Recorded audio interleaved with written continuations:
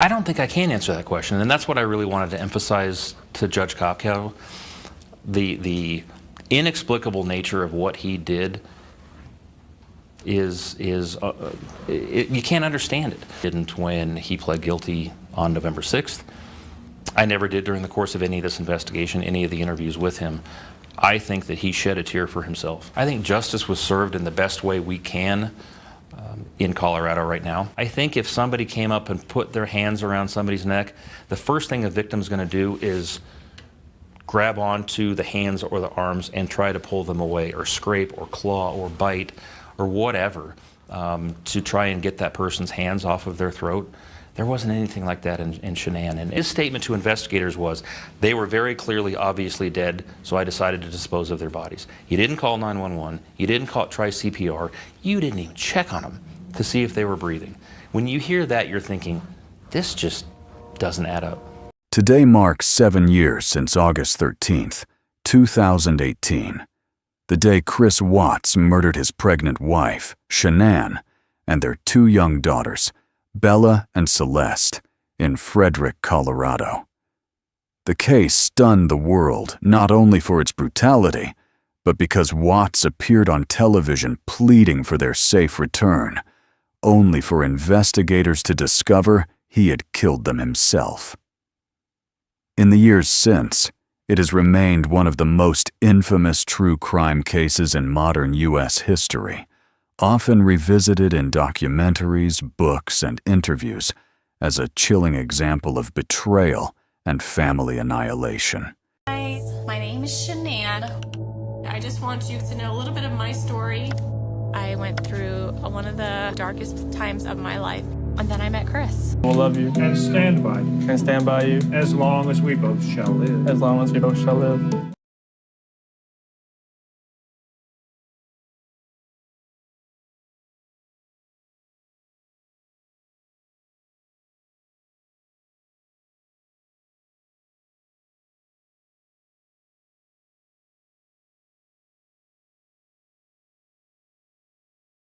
I've done everything in my heart to make my family's life better.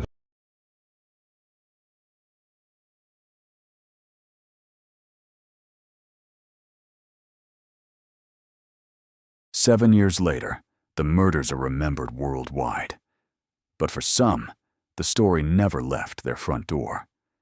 For Shannan's family, the pain is not history. It is daily life. Every anniversary brings a wave of grief as sharp as the first. They have fought to protect her memory, faced strangers online who twist the truth, and carried the unbearable loss of Bella, Celeste, and baby Nico. Birthdays pass with empty chairs, and holidays arrive with 3 names missing from the roll call. Shannan, Bella, and Nico love and caring people. They love life. They love being around people who love them. They always had good times. This is the first time they went to the beach this year, and they loved it. But God only knows what happened that night. Life will never be the same without Shannan, Bella, and Celeste, and Nico. Had all their lives to live. They were taken by a heartless one. This is the heartless one, the evil monster, who dare you take the lives of my daughters Shannan, Bella, Celeste, and Nico. I trusted you to take care of them, not kill them. And they also trusted you. The heartless monster, and then you take them out like trash. You disgust me. Her friends carry their own scars. None more than Nicole Atkinson, the friend who refused to stay silent that morning. She made the call that brought police to Shannan's home, a decision that would change everything. The world called her brave, but she carries the images and sounds of that day in silence. Good morning, guys. Public service announcement. This is going to be emotional. Don't worry, I already have my Kleenexes. But, I woke up this morning and I popped on Facebook and Christina had watched Grey's Anatomy and said, oh my god, the letters to Alex. So I had to watch Grey's Anatomy then this morning because I've been waiting to find out what the hell happened to Alex. Then I got off of, or I stopped watching it, and so many things in that TV show reminded me of Shannan. And I've had a lot of people ask me, how do you do it? How are you so strong? How'd you stop grieving? I didn't stop grieving. I grieve for her every day. Then I got on Facebook again to check messages, and somebody had commented on pictures from us in Arizona. Shannan and Dana, thank you. Because and like I said, I've had a lot of people rambling again like I always do, but I've had a lot of people ask, how do you do it every day? And then I was laying here thinking, I'm fine. Yeah, I'm okay. I do it every day because she pushes me. We don't talk about her like we should openly because people had so many conspiracy theories or whatever about everything that happened. And they still do, and all of them can go straight to hell. It's up and down. We're still, just kind of confused and kind of feel... It's like I feel like I could pick up my phone and call Shannan and talk about how sad I am, and it just doesn't, it doesn't feel real. Bella, when she was a baby. See the pictures, it's like it hasn't happened. It's just one of those people where if you were upset and you need to talk, you could call her. If you were excited about something, you could call her. She was made to be a mother, so you could tell just they were her life. For them, August 13th never ends. Chris's family lives in a different kind of shadow, one marked by shame, disbelief, and a grief they rarely speak about. They lost their granddaughters, their unborn grandson, and the son they thought they knew. In the public eye, they are tied forever to a crime they did not commit, but cannot escape. They have faced strangers' anger, online harassment, and the impossible question of how love for a child can survive the knowledge of what he's done. Most have chosen silence, retreating from cameras and interviews, leaving the world to speculate. For them, the tragedy is not only what happened, but that it was carried out by someone who once called them family. My name is Cindy Watts. I am the grandmother of two beautiful granddaughters, Bella Marie, Celeste Catherine Watts. I am also the mother of Christopher Watts, who I will be directing most of my statement to. First, I'd like to begin by recognizing the absolute horror of this crime and acknowledging the devastating loss that both the Rusek family as well as our family have faced. Our families have been irreparably broken by the needless deaths of Shannan, Bella, Cece, and Nico. This is something we will never get over. We will always mourn the loss of our family, and in that, we are united in our grief. I am still struggling to understand how and why this tragedy occurred. I may never be able to understand and accept it, but I pray for peace and healing for all of us. Now to my son Christopher. I have known you since the day you were born into this world. I have watched you grow from a quiet and sweet, curious child who Bella reminded me so much of. To a young man who worked hard in sports and later mechanics to achieve your goals. You are a good friend, brother, father, and son. We have loved you from the beginning, and we still love you now. This might be hard for some to understand, how I can sit here under these circumstances and tell you, although we are heartbroken, although we can't imagine what could have led us to this day, but we love you. Maybe you can't believe it either. As the Lord said in Jeremiah 3:31, I have loved you with an everlasting love. Therefore, I have continued my faithfulness to you. And you, as your mother, Chris, I have always loved you, and I still do. I hate what has happened. Your father and sister and I are struggling to understand why. But we will remain faithful as your family, just as God remains faithful because of his unconditional love for us all. We love you, and we forgive you, son. Far from the headlines, 2 oil field workers carry a memory they never asked for. On an ordinary workday in Weld County, they climbed the tanks expecting crude, not the unimaginable. The heat, the smell, and the silence of that site are etched into them. They have never given interviews, never sought attention, and some left the industry entirely. Back in the quiet Frederick neighborhood, the crime scene tape has long been removed, but the street never returned to normal. Neighbors remember the swarm of police cars, reporters, and strangers with cameras. Even now, cars slow to a crawl past the Watts home.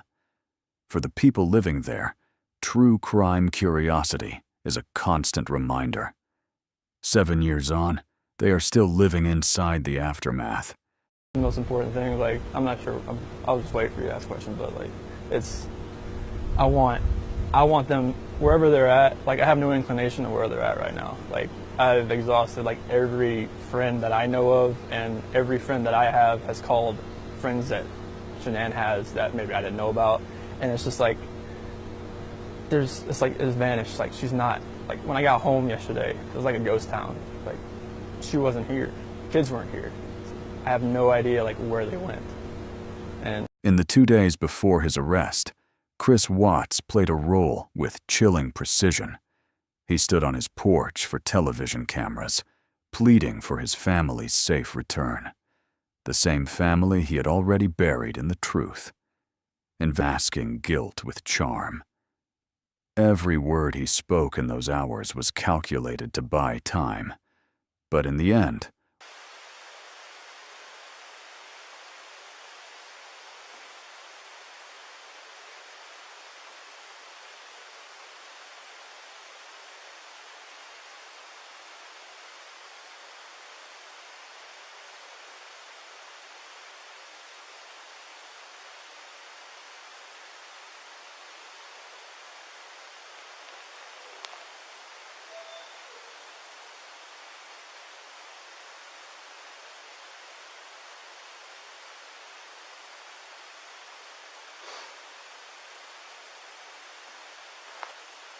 what else can I do with this?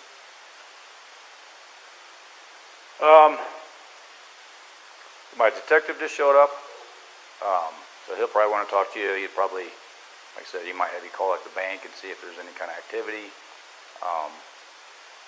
Because if there was any sort of action out there, his camera's I would have got it. Like, right. we had issues the other week when people were stealing stuff out of like garages and stuff like that, and I have parked my truck I over had here. it parked right here. Yeah. So You someone, see if I could anything see where someone tried to jimmy with a flathead screwdriver over there, and it was just like. But like, you'll see this car. What security system do you have? Extended. Oh, you can see this car starting to drive down the street here. That one. Oh, look. Okay. See what I'm saying? It picks up all the way down there. That's cool. He's next door. Here we go. I was talking about dispatcher. He'll be close for. Because yeah, we can pick up cars coming this way. I get anything coming this way and making this turn. So, and usually at night I pick up the cars pulling a U-turn. So unless they pulled right here, yeah. But I would have caught her walking out.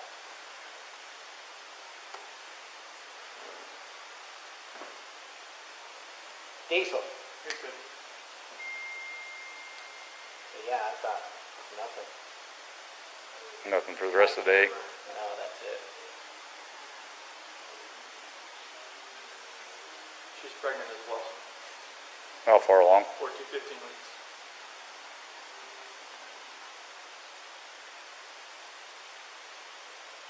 That's why her friend said it was low blood sugar. And see,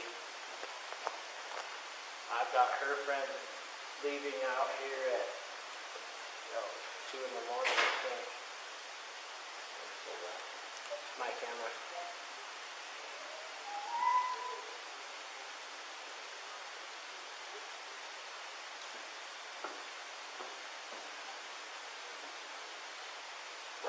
Did you go check if anything was missing around your house? There wasn't nothing. It was like all the old blankets. That's about it. And then her winter was on the nightstand. Her phone was still there.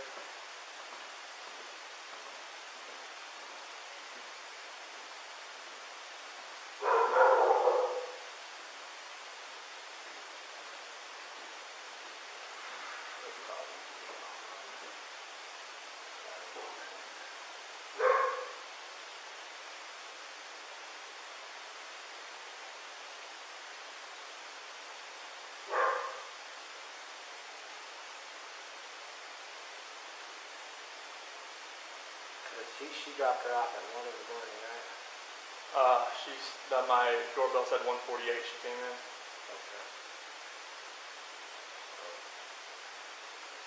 It's not on this one. It'll be on this one.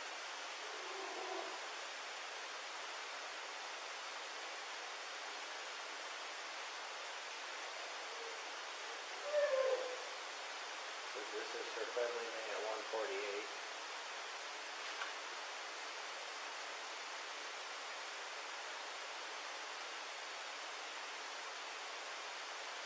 Because as soon as it picks up motion, it like back off. Okay. I thought she. That was the start of the video. Yep. That was 1:48. In the morning.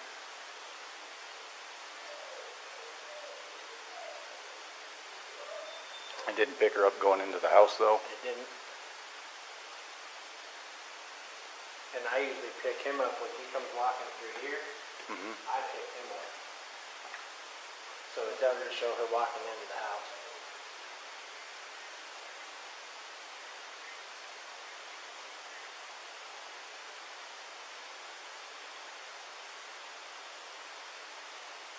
But she would have walked by when we just saw her.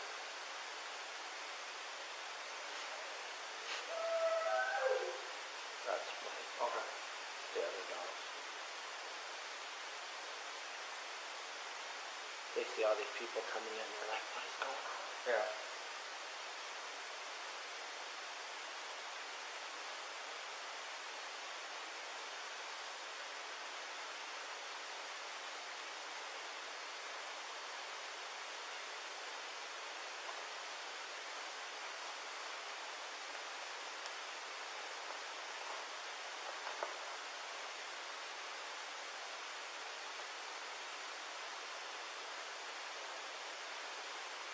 And you know it's still live because it's flagging you. Mm-hmm. How long does it typically record for? 30 seconds, I believe, at a time. But this is at 1:48, and then the next one I have is in at 5 whatever. So nothing, no cars came through, because I guarantee, with the headlights, it picks up the headlights automatically. And my Vivint said. You can see him pull past.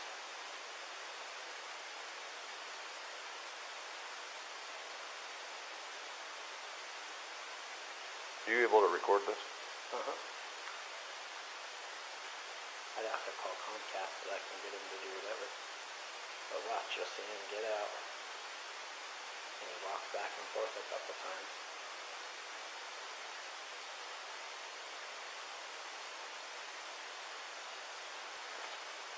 Do you have your ID handy?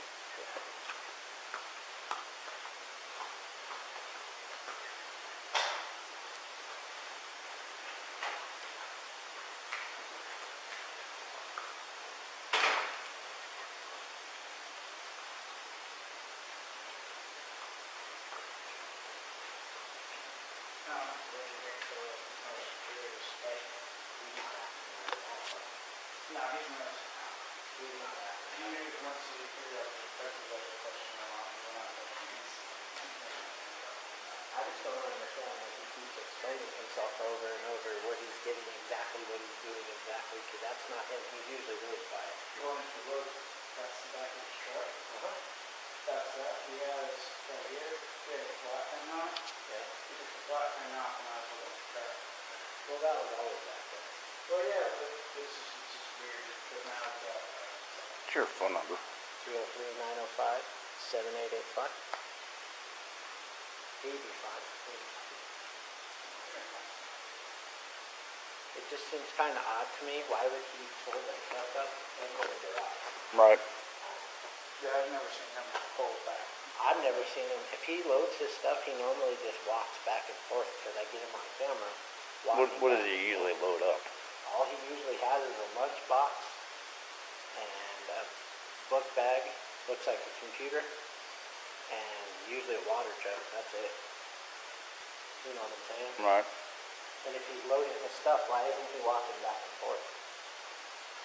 But I can't see what he's doing in the back of the truck because he pulled into the garage. Yeah. And he knows my camera's there. Any other neighbors have cameras around here, you know? I'm sure a bunch of them do, but not that I know of. Okay. You guys looking out. Hey, I'll look at it. Yeah. I'll do a search here in a minute. All these Fords kept coming up missing, so we moved in here, I put this in. And like you said, someone was breaking into it. He said that someone was breaking into his toolboxes of his truck.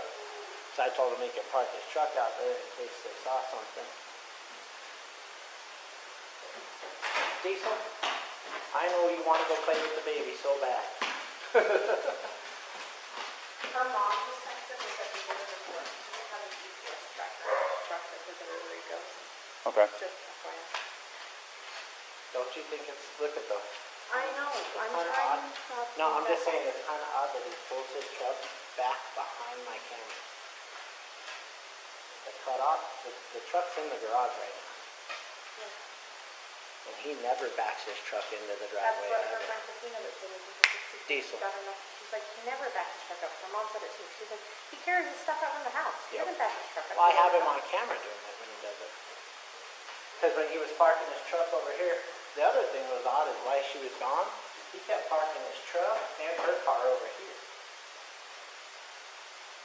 And I used to see him walk out of his house right He here. took the car out of the garage? Oh, the car was parked over there for a long time, like a couple days. This is past weekend? No. It was when she was gone for the 6 weeks. Oh.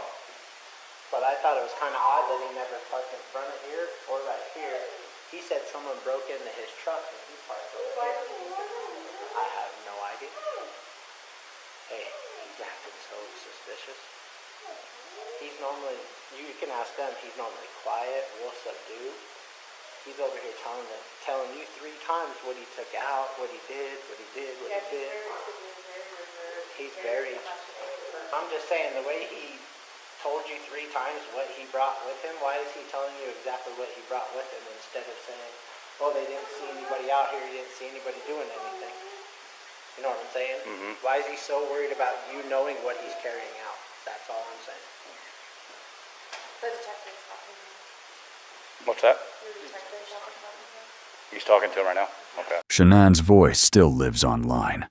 Her Facebook videos, once snapshots of a happy family, now play like haunting echoes.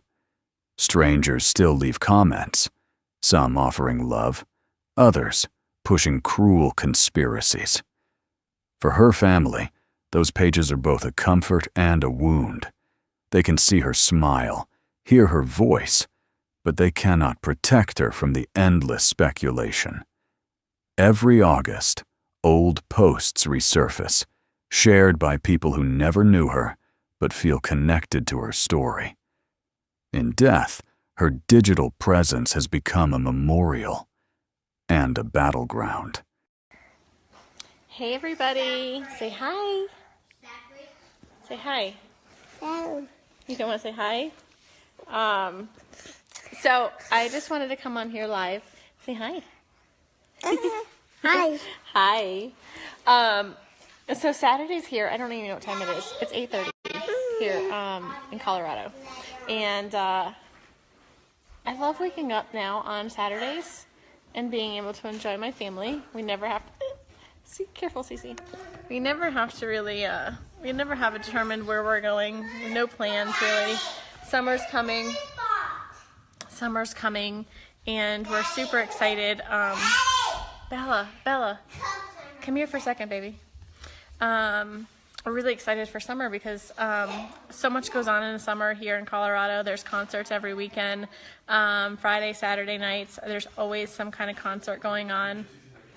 And get together with friends, cookouts, and just enjoying life. And I'm really excited this summer because some of the amazing things that go on the weekends were when I was working for a company where I had to be in every weekends because that's the demand. The demands were always the weekends, so I needed more help. So I feel really blessed this summer. I'm going to San Diego with Chris. We're going June 22nd through the 26th. No, the 26th we come home at 1:30 in the morning. And then the 26th, that afternoon at 5:30 at night, Bella, Cece, and I and my dad are flying back to North Carolina for 6 weeks. 6 weeks we're going to be in North Carolina, Cece, right? And we're going to go spend time with our families and friends and everything else. And then we're going to come back August 7th. And then I fly to Scottsdale, Arizona on the 11th for a mini little retreat with my team. And we're going to have a lot of fun. What are you doing? This child does not sit still ever. Look at this.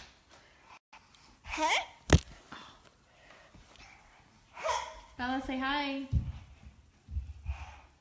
Bella, say hi. And I really love the fact that careful, Cece, there's a table there. No, Cece. Go back. Child. Yeah, day in the life with Cece. And just feel blessed that we can do that. We can travel the world. One day Chris can travel that long with us. But just to be the time freedom with my family, my kids, to enjoy them and not have to worry, you know. I used to not be able to take time off for vacations because all my time off was because my kids were sick. And when the kids are sick, that's priority over vacation. Now I can do both. I can take time off. Well, I don't have to take time off from anything because I do everything from my cell phone.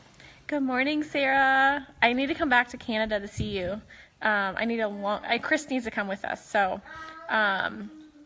we'll find out where you are in Canada and we'll come see you. But the time freedom, I feel really blessed to have. Cece. It's just a dog. I feel really blessed to have the time freedom to enjoy my kids and still travel with them and have time off. Because I don't have to take time off from anything. I love what I do. Like, every single day, like, I don't consider it work because I literally, truly love helping people feel better and changing lives and making, giving someone their happy back, their mom back, their mood support, whatever it is that you're doing. Don't mind my hair. I don't even know what's going on with it today. Whatever you're doing, like, I truly don't consider it work because I love what I do.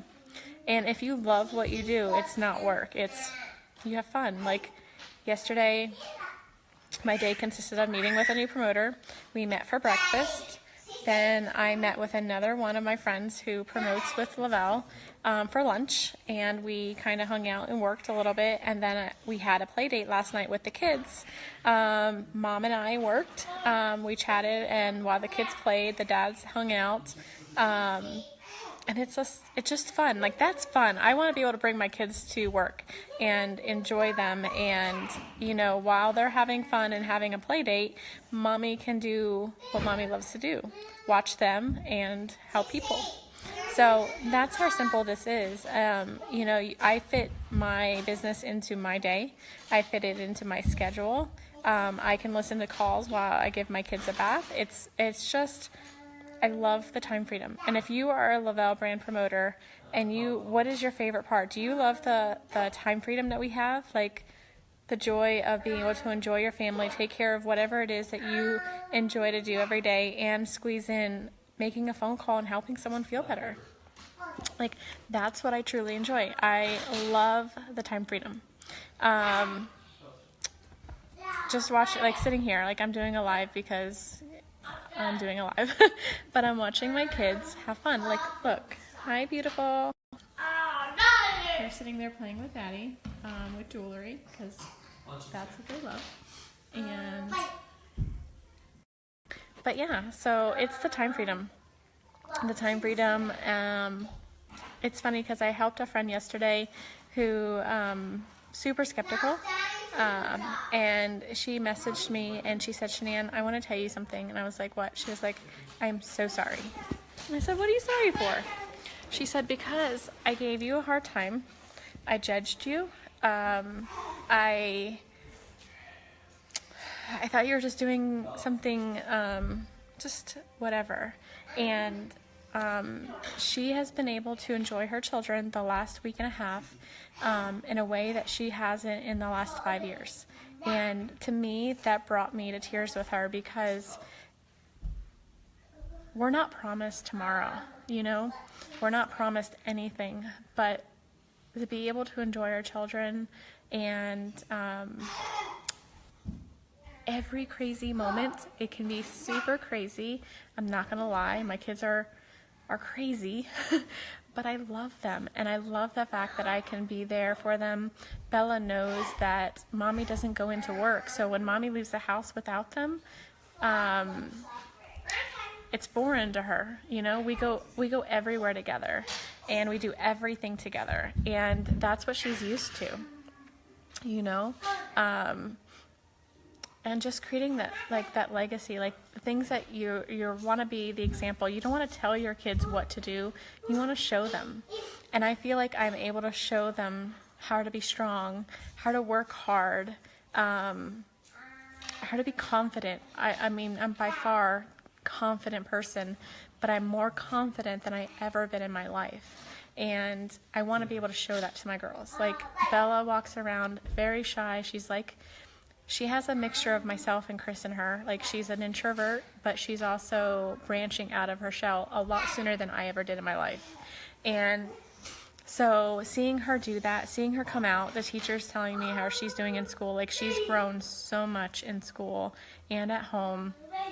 And I truly love that about her. I love that, you know, she's becoming more confident. Cece's definitely confident. That child is fearless, has confidence through the roof.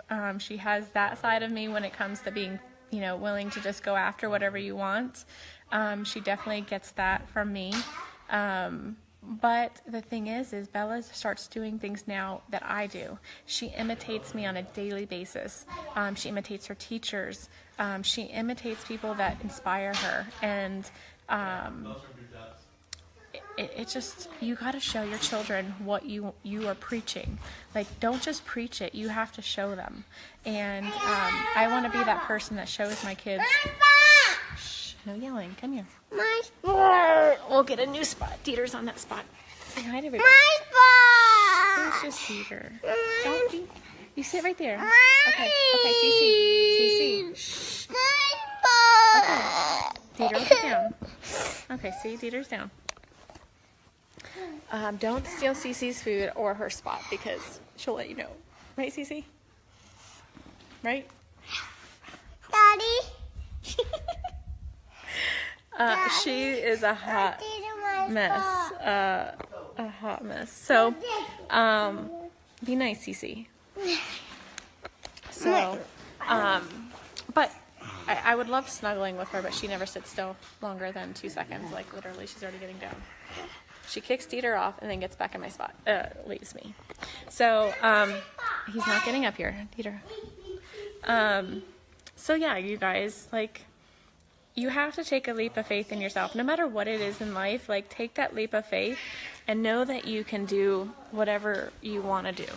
And, love what you do. Be happy with what you do. No matter what you do. I mean, if you're a teacher and you love teaching, teach. And teach your butt off. Like, you know, no matter what it is, you just have to love what you do. And I love what I do. I love it. I love the time freedom at the end of the day. So I'm kind of rambling. I don't even know if I'm making any sense at all. But that right there is why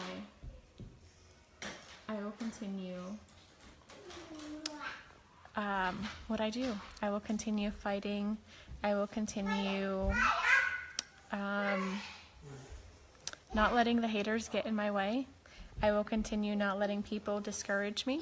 I will continue not letting people judge me or what I do. I will continue not letting people influence my decisions on what I do in life. I will continue fighting for my children, for my husband, for myself. And nobody's going to hold me back from my future, my kids' future. No one's going to tell me what's the right way of living life, and no one's going to tell me what's the what I should and shouldn't do for a job. Like, if I'm bringing in income and I'm taking care of my family, I'm being a better mom than I've ever been because I am here. And I don't discourage anyone who does go into work. That's not what I'm saying. I'm saying do what you love and be a badass at it. Excuse my French. If you're on here and your kids are watching, I'm sorry. My kids didn't hear me, so good thing. But you just gotta do it. Like, you have to be strong. You have to be confident. You have to be you know, at the end of the day.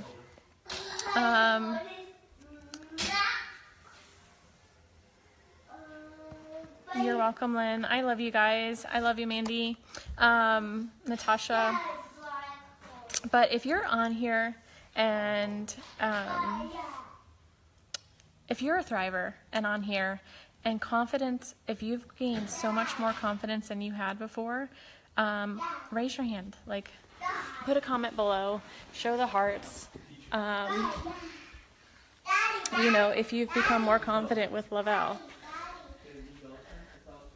Or not even Lavelle, like, yeah, Lavelle, because it's not just the product, it's the community of people we surround ourselves with. Like, I'm gonna go outside. It's gonna be 80 degrees today. So, I've become more confident because of the people I'm surrounding myself with. It's amazing what the littlest things can do, like, in life. Like, when you surround yourself with people who are just negative, not happy with life, which I get it, I've been there, I've done that, but I'm choosing, even on my worst days, to not let the negativity bring me down, because at the end of the day, I mean, when I was negative and I lived and breathed negativity, it showed on my family, it showed on my children, it showed on myself. It shows, like, it really truly shows.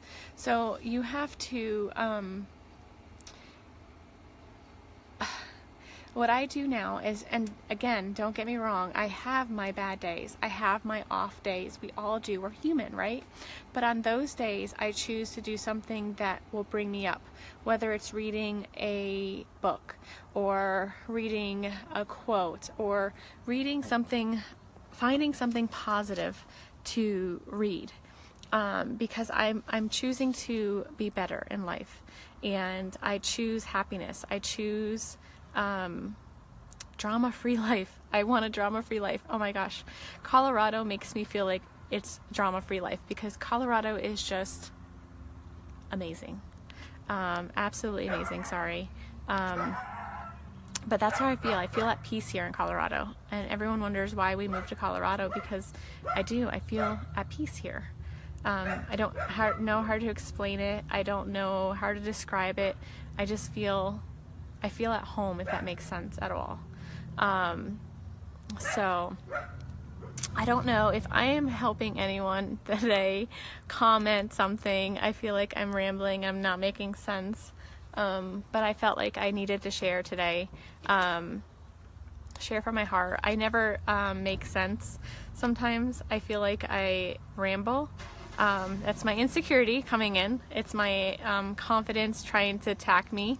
But I feel like I can relate to somebody, and somebody can relate to me and feel the same, you know? I was never the smartest kid on the block. I worked my tail off to fight through school. I was not a book, like Chris is a book smart person. He reads something one time and he's like, it's memorized. Me, on the other hand, I was the one staying up to 2 o'clock in the morning studying and still struggling. I'm a horrible test taker. Horrible test taker. I can know all the answers, but put that test in front of me and I bomb it, or I struggle. And I've always struggled, you know, through school. I've always, a lot of things, like insecurities, all of it played, I think he played a huge role in my everything. So, but then the thing about me that is different than just different about me is I've never given up. A lot of you know my part of my story, my health challenges, bad relationships, things that could have knocked somebody down completely hardcore. But the thing is I believe that everything in life happens for a reason, and I also believe people are placed in our life for a reason. And I remember when I went through something major in my life, you know, good relationship, gone bad, and I remember coming out feeling the weakest I've ever felt in my life. Like I was no good. I wasn't good enough. My insecurities got deeper, stronger, and I felt like I was not worthy of anything.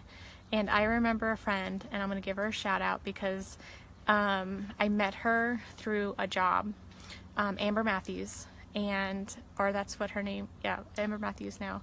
Her name was Amber Matthews. Sorry, Amber. Sorry, Shad. But we're not close, like super close right now, but we're still friends. And when we met, I remember she took me for my first pedicure. She took me to buy clothes. We were going clothes shopping, and I was putting on shirts that were 2 times bigger than what I needed.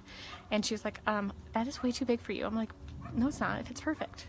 And she's like, no, Shannan, it doesn't. And she helped me regain confidence that I didn't know I even had. She helped me find me.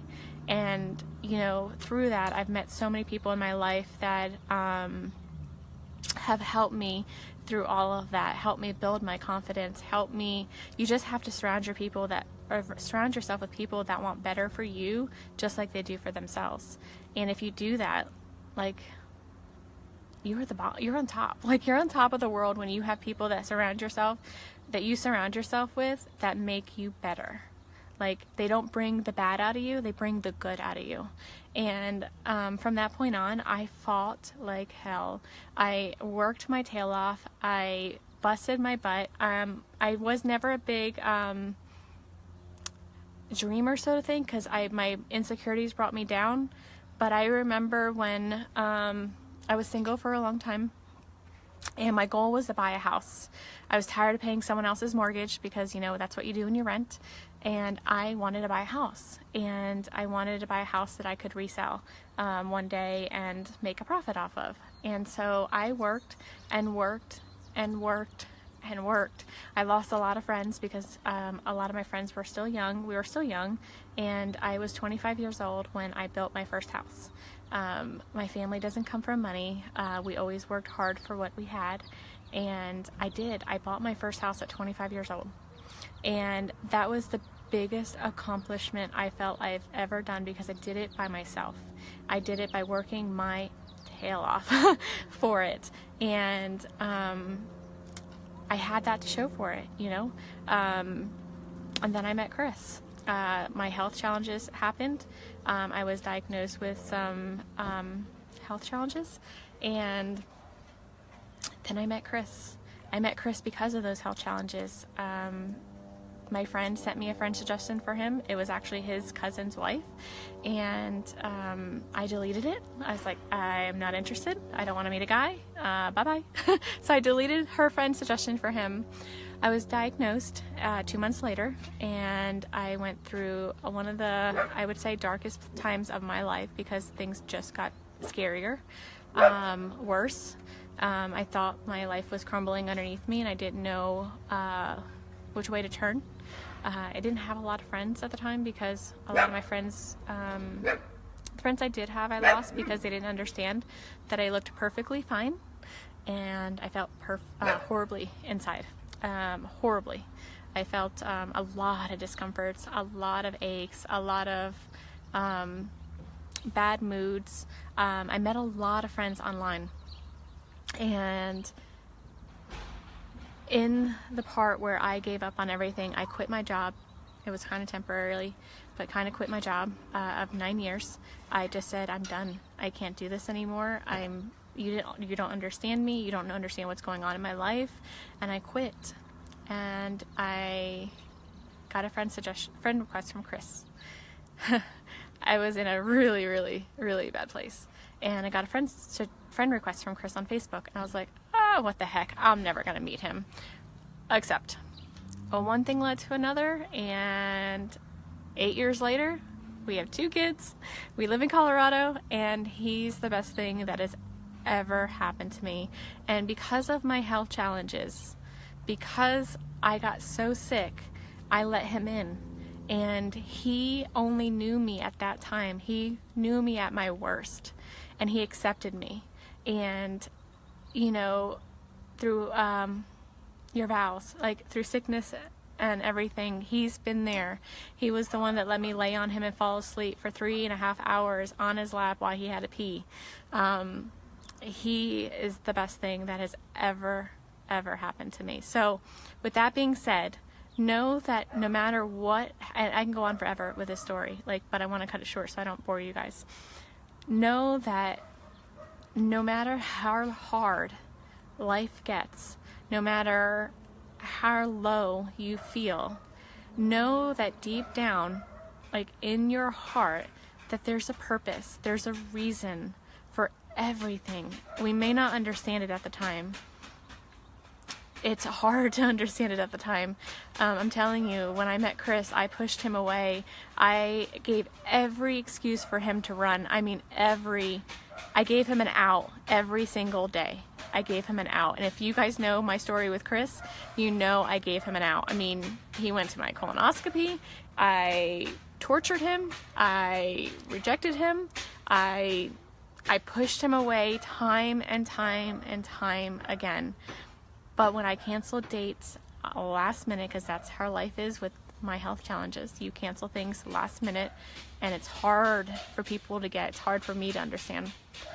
But he stuck around, and he stuck around because he was the one for me. And he is amazing. And I can't tell you how wonderful he is.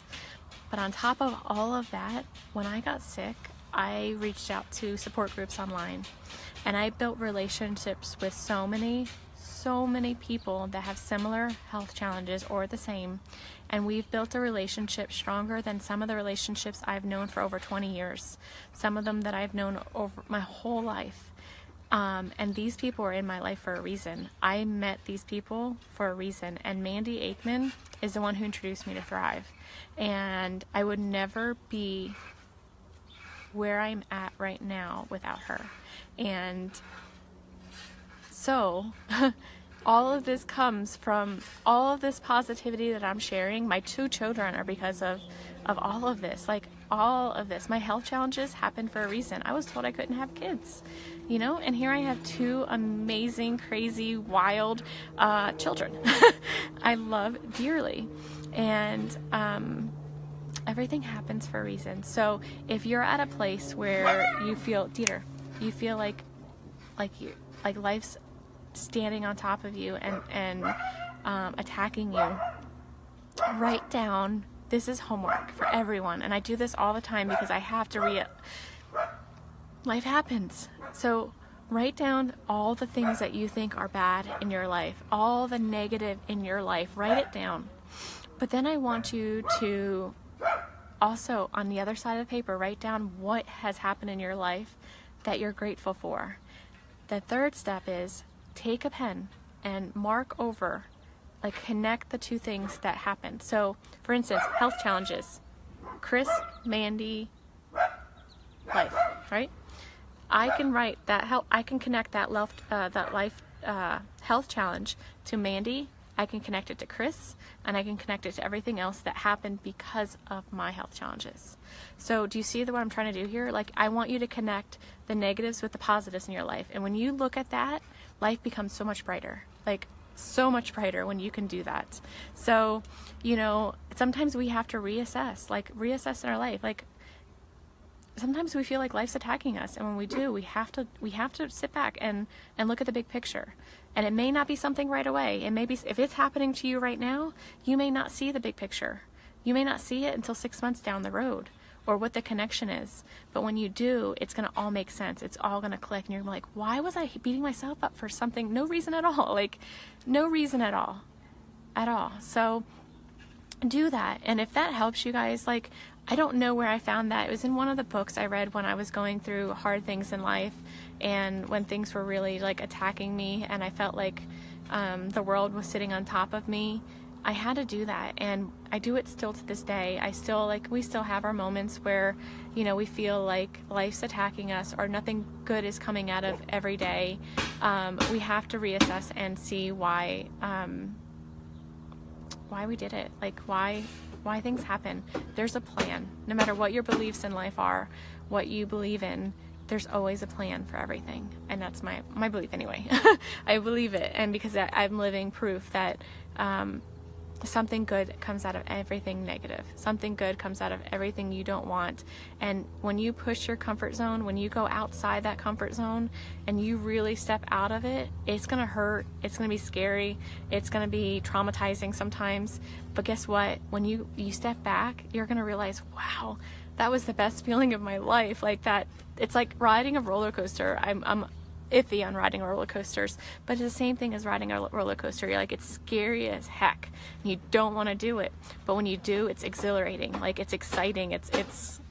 I mean, literally when I found out I was going on stage, I think I lost 5 pounds. It was the scariest thing ever. And I was like, as long as I don't have to speak, we're good. You know, I can do this. So, it was still scary. Like walking on stage in front of 25,000 people, I'm like, holy crap, am I gonna trip in these heels? Am I gonna bust my face? What am I gonna do? Like, my hair gonna be standing up? Is my skirt gonna be pulled up and not realize it?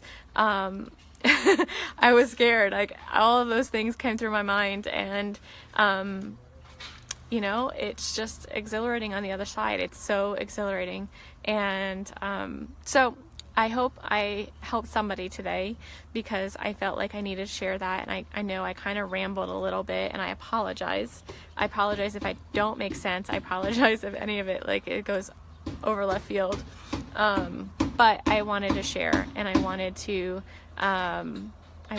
So I hope that helped anyone that was on today listening. And if it did, let me know, because, or if you need to talk, like, always message me.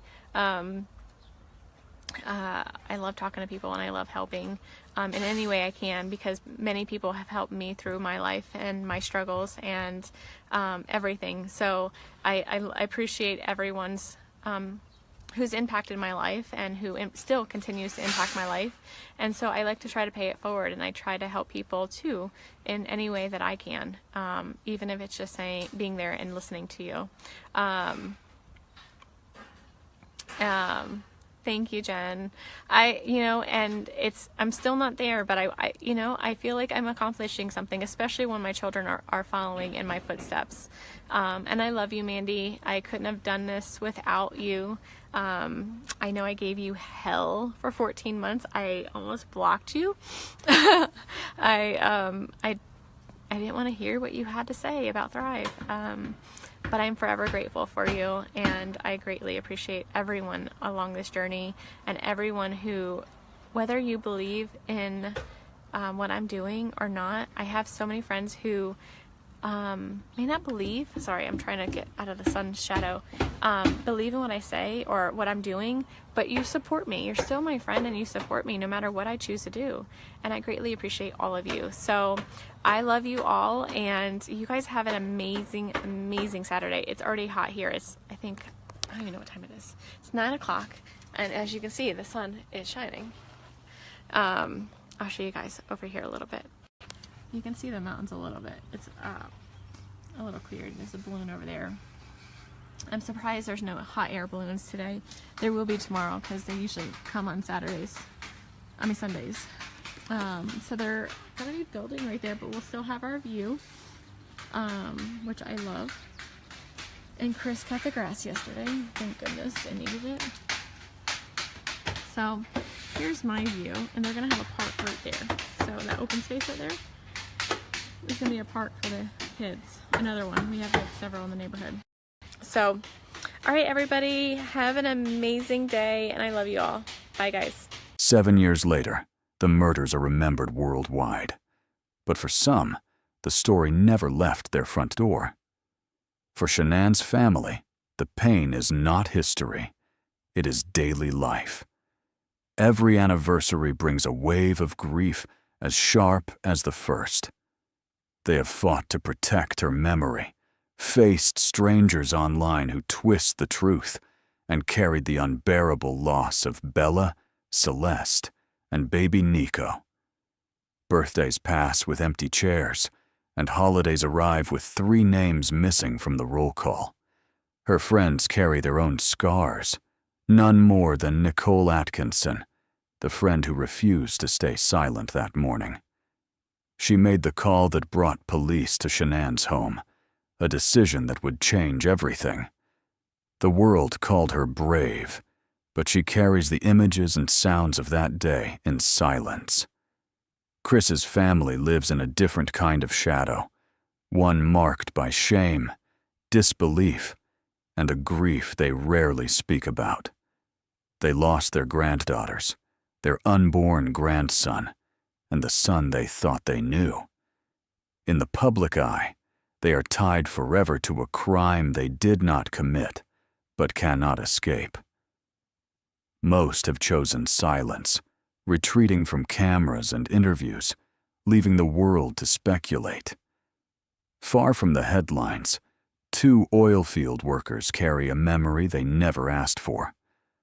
On an ordinary workday in Weld County, they climbed the tanks expecting crude, not the unimaginable. They have never given interviews, never sought attention, and some left the industry entirely. Back in the quiet Frederick neighborhood, the crime scene tape has long been removed, but the street never returned to normal. Neighbors remember the swarm of police cars, reporters, and strangers with cameras. Even now, cars slow to a crawl past the Watts home.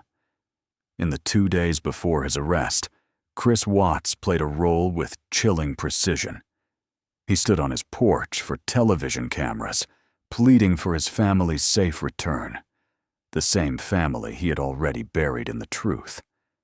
Investigators saw what the public didn't: the shifting stories, the nervous movements caught on a neighbor's surveillance video, the failed polygraph test.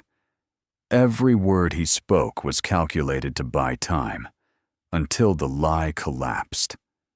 Shannan's voice still lives online, Her Facebook videos, once snapshots of a happy family, now play like haunting echoes. Strangers still leave comments, some offering love, others pushing cruel conspiracies. For her family, those pages are both a comfort and a wound. Every August, old posts resurface, shared by people who never knew her, but feel connected to her story. The Watts murders claimed more than 4 lives.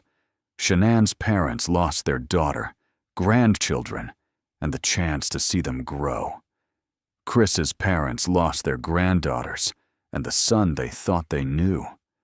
Friends live with unanswered texts and the guilt of what they didn't see.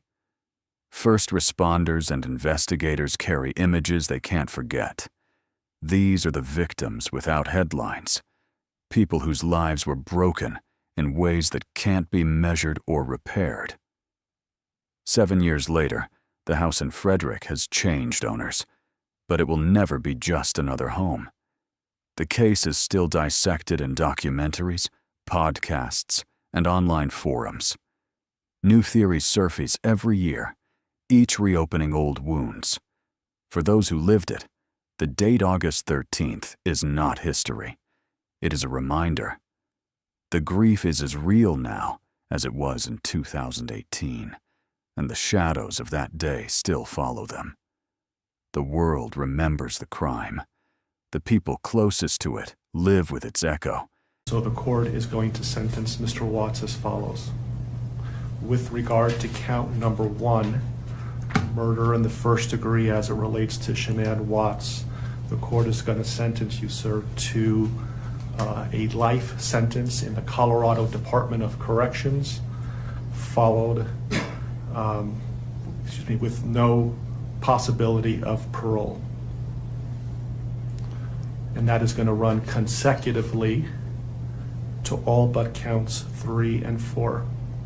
With regard to count 2, as it relates to murder in the first degree with Bella, the court is going to sentence you to life in the Colorado Department of Corrections with no possibility of parole.